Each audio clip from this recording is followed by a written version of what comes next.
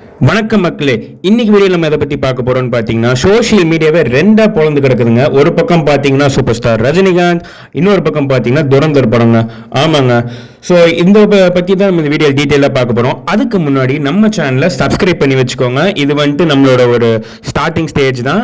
Subscribe பண்ணிக்கோங்க, like பண்ணிக்கோங்க, share பண்ணிக்கோங்க. உங்களோட சப்போர்ட் நம்ம சேனலுக்கு கொடுங்க. ஸோ வாங்க இன்னைக்கு வீடியோக்குள்ள போகலாம்.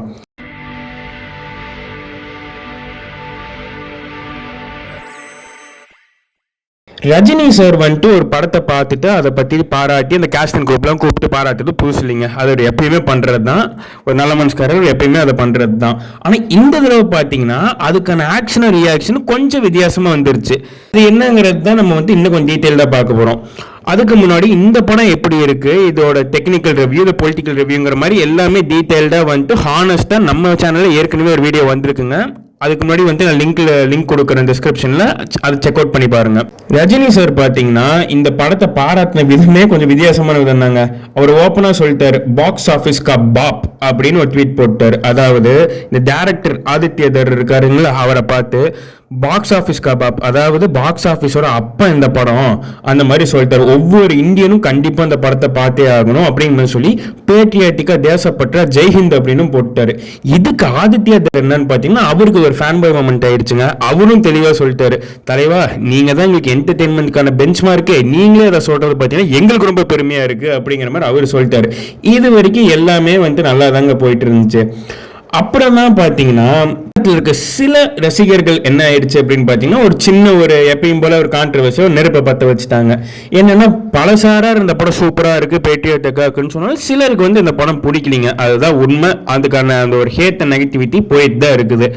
ஒரு டெக்னிக்கல் படம், ஒரு படமா தாண்டியும் சிலருக்கு இந்த சொல்ல வர காரியத்தில் ஒரு சின்ன ஒரு வேறுபாடு இருக்கு. அது நம்ம ஏத்துக்கிட்டு தாங்க ஆகணும். அதை அவங்க சொல்லும் போது நம்ம கேட்டாங்கன்னா அதுவும் ஒன்று இருக்கு.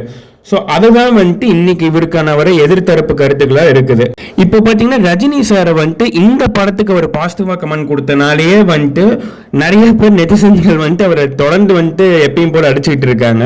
இதுக்கு மெயினா ஒரு 3 காரணம் இருக்குங்க. மொதல் காரணம் என்னன்னு பாத்தீங்கன்னா இது எலெக்ஷன் டைம். இப்போ தமிழ்நாட்டில் தேர்தல் ஜுரம் உச்ச கட்டத்தில் இருக்குங்க. இந்த நேரத்தில் ஒரு பொலிட்டிக்கல் ஓவர் டர்ன் பண்ற மாதிரி இருக்கிற ஒரு படத்தை, அதுவும் இன்னொரு மற்ற மாநில அரசியல் பேசுற ஒரு படத்தை ரஜினி சார் ரொம்ப ஓப்பனா சப்போர்ட் பண்ணிட்டாரு. இது நிறைய பேர் இது தேவையா தெரியவா நமக்கு அப்படிங்கிற மாதிரி கேட்டுட்டு வராங்க. அடுத்து ரொம்ப முக்கியமான ரீசன் என்னன்னு பாத்தீங்கன்னா, இந்த படம் ஒரு ப்ரொபகேண்டா இருக்கு அப்படிங்கிற மாதிரி எல்லாரும் சொல்றாங்க. இந்த படத்து மேல ஏற்கனவே ப்ரொபகேண்டா அலிகேஷனும் இருக்குது.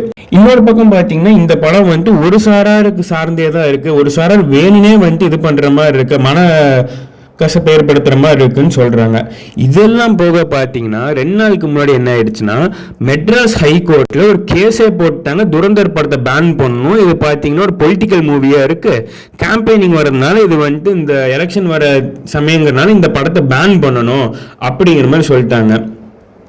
இதெல்லாம் போக பார்த்தீங்கன்னா ரஜினி சாரோட ஃபேன்ஸுக்கு என்ன பிரச்சனைனா, ஜெயிலெடுத்து அப்டேட் வரும்போதோ இல்லை கமல் சார் ரஜினி சார் படம் சேர்ந்து நிற்கிற படம் அப்டேட் வரும்போது கூட இவ்வளோ சூடாக இல்லை, இந்த படத்துக்கு ஏன் இவ்வளோ ஒரு ஹைப் வருதுங்கிற மாதிரி ரஜினி சாரோட ஃபேன்ஸே ஃபீல் பண்ணுறாங்க.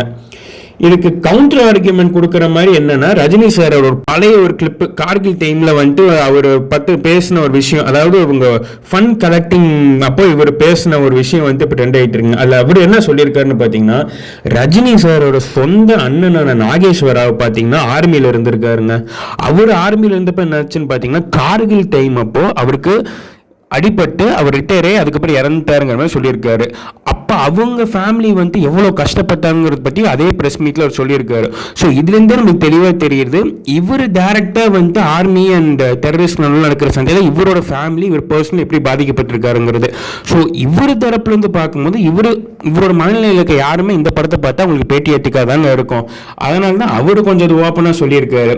என்ன இருந்தாலும் இவர் ஒரு மூவி ஆக்டர்னு தாண்டி இவருக்குன்னு ஒரு பொலிட்டிக்கல், அதாவது மோஸ்ட் இன்ஃப்ளூயன்ஷியல் நான் பொலிட்டிக்கல் லீடர்னா ரஜினி சார் தாங்க. அது எல்லாருமே இதாகணும். அப்படி இருக்கும்போது இவர் சொன்ன இந்த கருத்து பார்த்தீங்கன்னா ஒரு சாராருக்கு கொஞ்சம் இதாக தோணி இருக்கு. கொஞ்சம் ஒரு மனக்கசப்பை ஏற்படுத்துகிற மாதிரி இருக்குது. ஆனால் அதை எப்பயும் போய் ரஜினி சார் அதெல்லாம் கண்டுக்காமல் நெகட்டிவிட்டி இருக்க தான் செய்யும் அப்படின்னு கடந்து போயிட்டாருங்க. ஸோ என்ன கேட்டிங்கன்னா, என்னோட வியூ இதில் என்னன்னு கேட்டிங்கன்னா, அவர் படத்தை நல்லா இருக்குன்ட்டு இருக்காரு, படத்தை கூப்பிட்டு பாராட்டியிருக்காரு, எல்லாரும் தேசப்பட்டோடு இருக்கணும், பேட்ரியாட்டிக்காக இருக்கணும்னு சொல்லியிருக்காரு. இவர் சொன்ன இந்த விஷயத்தில் எனக்கு எந்த விதமான ஒரு மாற்று கருத்து இல்லைங்க. இது ரெண்டுமே கரெக்டு தான். படம் சூப்பராக இருக்குது, எல்லாரும் நாட்டுப்பற்றோடு தேசப்பற்றோடு இருக்கணுங்கிறது உண்மைதான்.